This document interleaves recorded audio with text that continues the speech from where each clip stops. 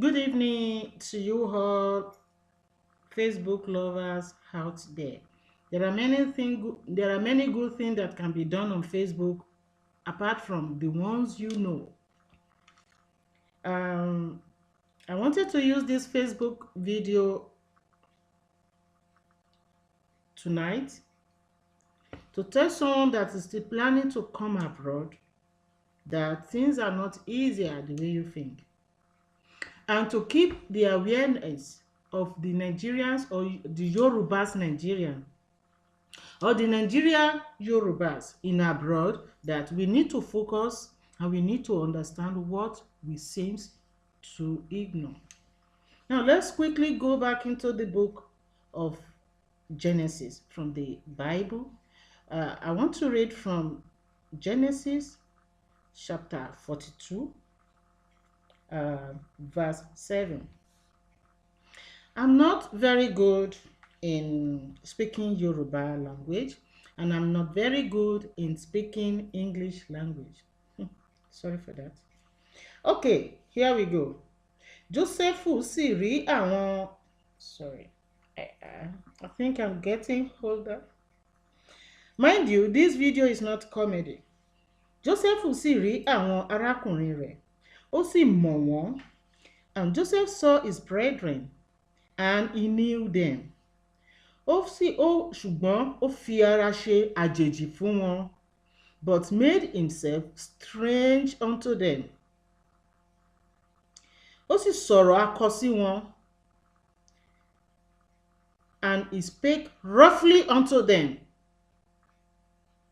And he said unto them roughly. Ó sì sọ̀rọ̀ akọ sí wọn. That means he pretend. Wọ́n sì wí pé, ó sì béèrè lọ́wọ́ wọn pé, níbo ni ẹ ti wá? Wọ́n sì wí fún pé láti ilẹ̀ Kénáánì ni. Kí lẹ wá ṣe? Ó sì dá wọn lóhùn, wọ́n sì dá lóhùn wípé a wá ra oúnjẹ. I felt crying. I take it again. Jósẹ́fù sì rí àwọn arákùnrin rẹ̀, ó sì mọ̀ wọ́n, ṣùgbọ́n ó fi ara rẹ̀ ṣe àjèjì fún wọn. Ó sì sọ̀rọ̀ akọ sí wọn. Ó sì wí fún wọn pé níbo ni ẹ̀yin ti wá? Wọ́n sì wí pé láti ilẹ̀ Kénáánì láti ra oúnjẹ. And Joseph saw his brethren, and he knew them. He recognized them, but made himself strange unto them, and he spake roughly unto them immediately. And he said unto them, where did you come from? And they replied him, from the land of Canaan. So why are you here? And they replied, we are here to buy food. Man, I felt crying. We are here to buy food. Keeping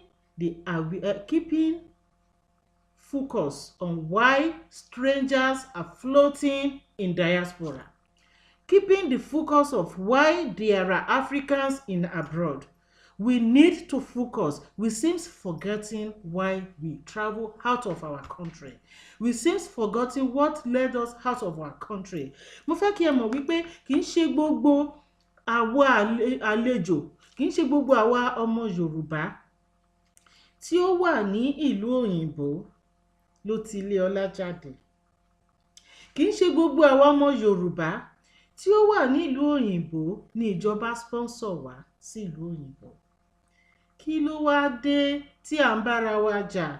Kí ló wá dé tí à ń fi èpè ranra wa lọ́wọ́? Kí ló wá dé tí a wá di olófòófó fún ìjọba, tí à ń kó bára wa, tí à ń kóra wa sí wàhálà, tá tún fi èpè lé? A fèpè lé títí a tún wá ń fúnra wa lórúkọ fallen angels. Kí ló ń jẹ́ bẹ́ẹ̀? Àwọn ẹ̀mí èṣù ló ń jẹ́ fallen angels. Fallen angels kì í ṣe orúkọ tí èèyàn lè fi máa ṣègbéraga. Fallen angels kì í ṣe oríkì tó yẹ kí èèyàn máa fi ṣakọ fúnra ẹ̀. Ó mà ṣe o. Mò ń bọ̀ ná, mi ò tíì dé. Ẹ jẹ́ kí a gbádùn rìn yìí. Ẹ̀bẹ̀ mọ́ bẹ̀ o, ajíhìnrere wòlíì àgbáyé. Okay. Àtolùṣọ́ àgùntàn. Gbogbo akọrin ẹ̀mí. Ẹ ṣọ́ra fún ìkòkò. Ride on. Orúkọ wa máa sọ ní jẹ́ àdàbí ẹni pé kò sẹ́ni tó tó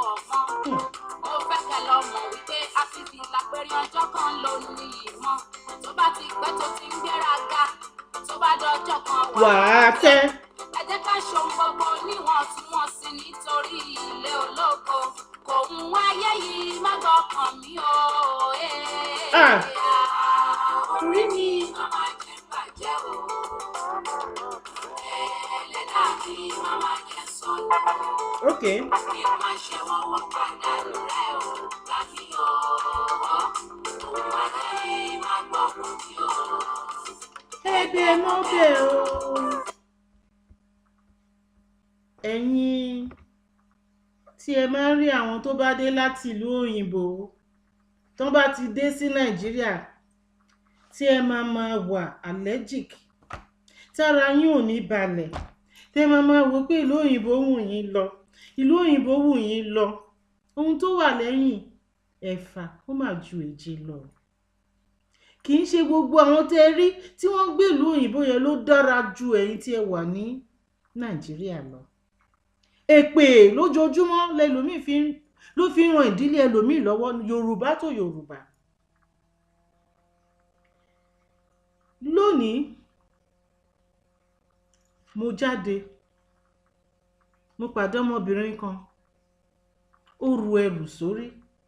Mo ti máa ń pàdé ẹ̀ láìmọye ìgbà on the same spot. Mo wá approach ẹ̀ lónìí ó lóun ọmọ mi ò fẹ́ dárúkọ níbi tó ti wá. Mo ní níbo ló ń lọ ó lóun lọ train station. Okay, mo ní kó wọnú mọ́tò mi. Mo wá gbé dé train station. Ǹjẹ́ kó bọ́lẹ̀ kò jẹ́ bọ́lẹ̀.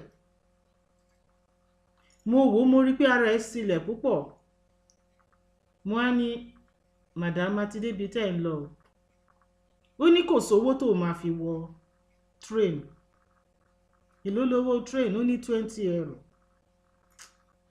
Mo wò mo ronú ṣé 20 euro gangan ni problem àbí kò rí gbígbé. Ṣùgbọ́n mi ò fẹ́ ṣáájú ẹlẹ́ẹ̀dẹ́pẹ̀ẹ́dẹ́. Mo ní okay jẹ́ kí n lọ sí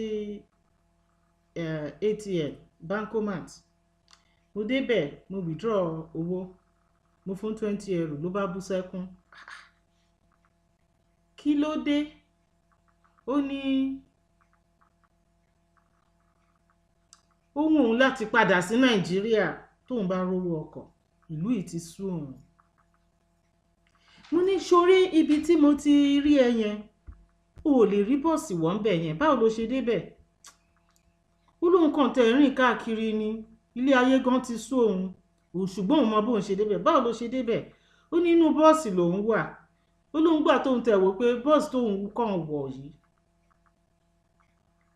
kán má sọ pé òun ò kúrò lé ni òun ò níbì kankan tóun lọ lòun bá ní kán já òun lẹ́ẹ̀bẹ̀ yẹn pé òun ṣe mistake bí òun ṣe kí ni bí òun ṣe bọ́ọ̀lẹ̀ ẹnu mọ́tò yẹn nìyẹn nínú bọ́ọ̀sì nìyẹn. Òun wá dúró òun wá wọ̀ tún wò sí ìgbà tójò ń rọ̀ wá pé bójò ṣe ń rọ̀ yìí gan báyọ̀ wọn àtẹ̀bálẹ̀ àánú pàdé. Mo ní madam ṣe nílò náà nílé mind you kì í ṣọmọ Yorùbá lẹni tí mo sọ ìbọ̀tọ̀ ọmọ Nàìjíríà ni. Ẹ jẹ́ kí n tún ka báàsì ẹlẹ́ǹkan sí. Jósẹ́fù sì rí àwọn arákùnrin rẹ̀ ó sì mọ̀ wọ́n ṣùgbọ́n ó fi ara rẹ̀ ṣe àjèjì fún wọn. Ó fi ara rẹ̀ ṣe àjèjì fún wọn.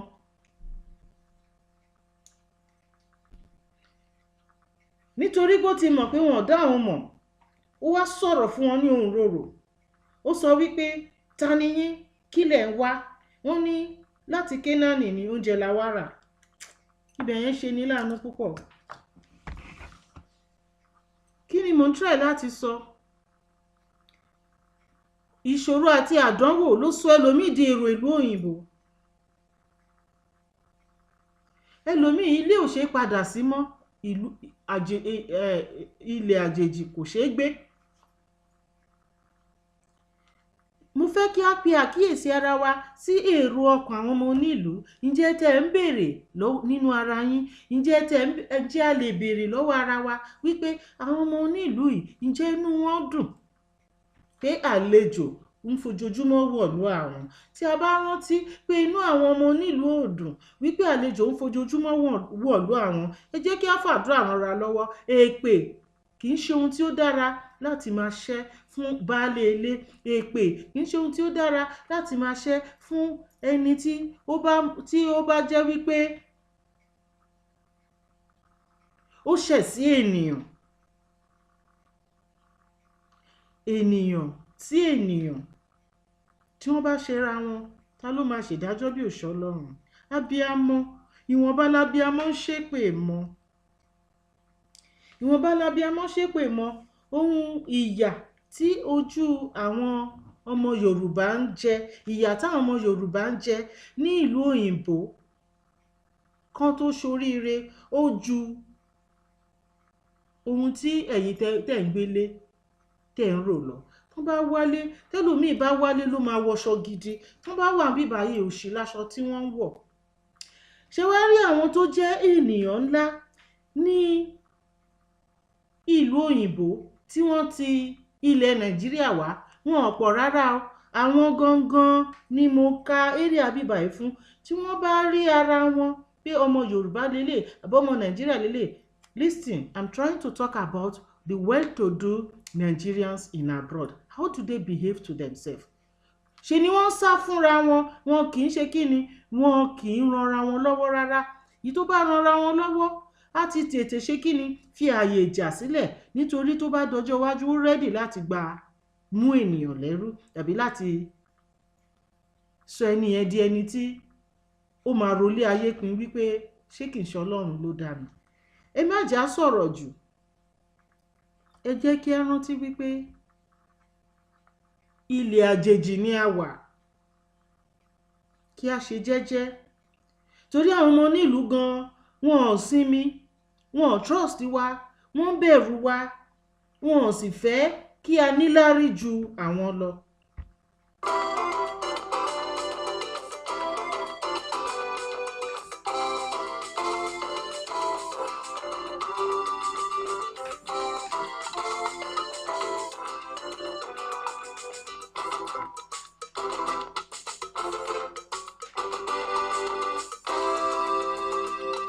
Ìwé ẹ̀rí ni ó látọ̀dọ̀ Olúwa wá. Ènìyàn lè gba gbogbo ipò láyé, bí ò bá sọ̀tọ̀run á jìyà. Bàbá ní kẹ́yìn ayé o, má jẹ́ gbogbo. Ìwé ẹ̀rí ni ó látọ̀dọ̀ Olúwa túmọ̀. Ó kọjá bẹ́ẹ̀ ọba ìyanu Ọlọ́run ó jọ ní lójú. Ẹ jọ ní lójú. Ewé kan ò fi bọ́ lára èmi kọ́lọ́run máa mọ̀. Ibi tí mo lọ gangan nìyẹn o. Ọlágbára tó bá lágbára. Tí o bá ṣì wà ní Nàìjíríà lónìí, má fi tipátipá rin ìrìn àjò wá sílùú òyìnbó. Ọ̀pọ̀lọpọ̀ àwọn tó wà nílùú òyìnbó, wọ́n jẹ́ àwọn tó jẹ́ wípé wọ́n wọ ọ̀nà àti padà sílé, ṣùgbọ́n wọn kò ní àǹfààní àti padà nìyí.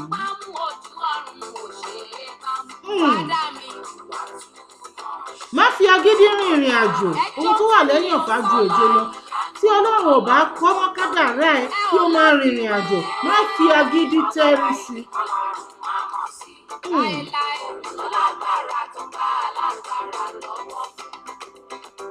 Kí làǹkẹ́ tó jọ ọmọ lọ? Kí ló wá ṣẹlẹ̀ lẹ́yìn náà gẹ́gẹ́ bí ọ̀rọ̀ tí à ń kà? Ìtàn Jósẹ́fù ni o.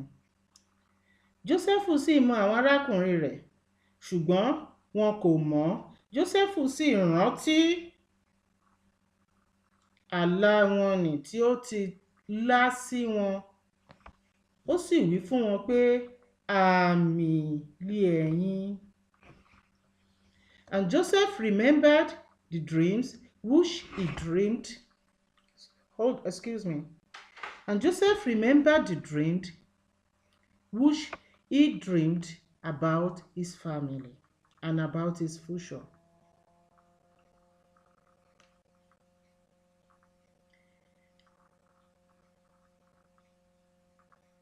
And said unto them, you are spies to see the nakedness of the land ye are come.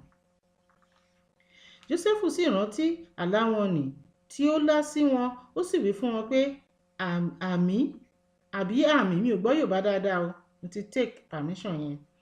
Àmì lé ẹ̀yin láti rí ìhòhò ilẹ̀ yìí li ẹ̀yin ṣe wá.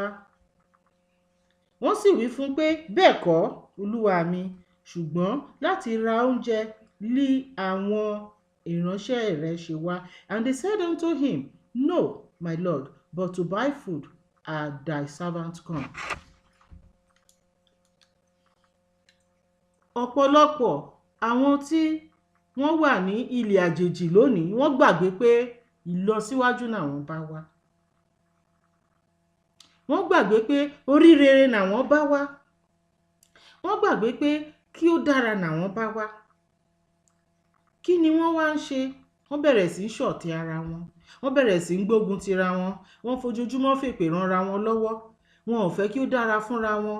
Ojoojúmọ́ ni wọ́n fi ń bára wọn jà. Ojoojúmọ́ ni wọ́n fi ń fẹ́ kí tiwọn bàjẹ́. Ṣùgbọ́n kí ni Ọlọ́run rán olórin yìí láti sọ fún irú àwọn èèyàn tí wọ́n gbàgbé ibi tí wọ́n ti wá, tí wọ́n gbàgbé ohun tí ó fà á tí wọ́n fi dèrò ìlú òyìnbó? Kí ni Ọlọ́run rán olórin yìí láti sọ? Ẹ jẹ́ kí a fura, kí a sì máa rántí wípé àwọn ọmọ onílùú inú wọn ò dùn pé àwa àlejò à ń gbèlú wọn. Ẹ jọ̀ọ́, ẹ tẹ́tí sórí yìí lẹ́ẹ̀kan sí.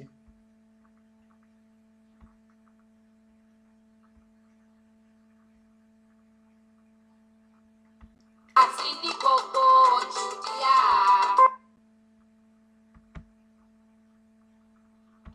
Ó ní kí lè má dahoro là ń sáré kiri. Àbí bẹ́ẹ̀ kọ́? Ohun yẹn nìyẹn o. Kí lè má dahoro, òun ni à ń sáré kiri. Kí tiwa má bàjẹ́, òun là ń sáré kiri. Kí ló dé tí a gbàgbé ohun tó gbé wa kúrò nílé? Kí ló dé tí a gbàgbé ibi tí a ti wá? Ẹni tí ó bá mọ̀ pé òun ò ní nǹkan kan mú mọ́ ní Nàìjíríà, kí ó má ba ẹ̀yìn àwọn tó wà nílùú jẹ́. Ọ̀pọ̀lọpọ̀ àwọn tó wà ń bí báyìí tí a fi ènìyàn sílẹ̀ sí Nàìjíríà, kò sẹ́ni tó gbàdúrà pé kó má padà mọ́.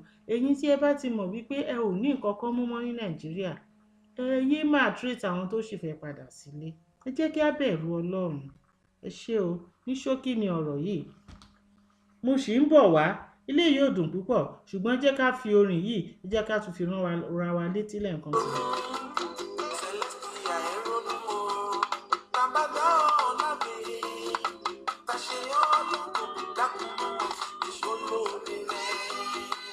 Ẹ ronú.